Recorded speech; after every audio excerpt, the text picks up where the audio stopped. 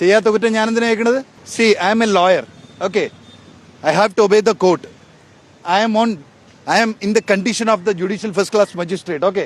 Magistrate എന്നെ third party ബെയിലിലേക്ക് പുറത്തുവിടാൻ മീൻസ് എനിക്ക് തോന്നുന്നതൊക്കെ വിളിച്ച് പറയാനുള്ളതല്ല. I have to be obedient to the court.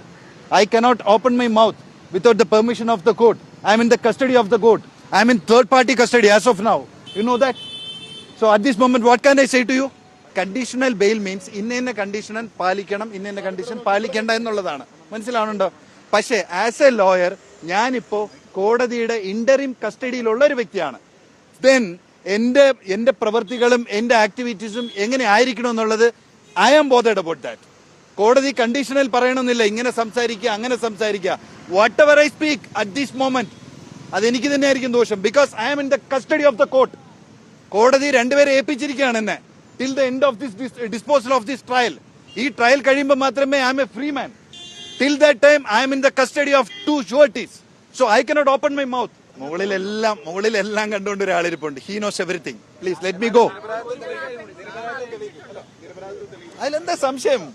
Once I am innocent, that has to be proved.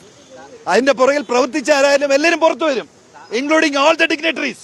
I won't leave anyone. What doubt on that?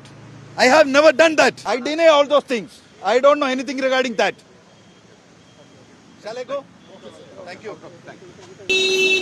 നിങ്ങൾക്ക് ചെയ്യാൻ ഈ നാട്ടിൽ ഒരുപാട് കാര്യങ്ങളുണ്ട്. Just go and bother about all those things. ഈ silly കേസിന്റെ പുറകെ കിടന്ന് നടക്കരുത്. People are being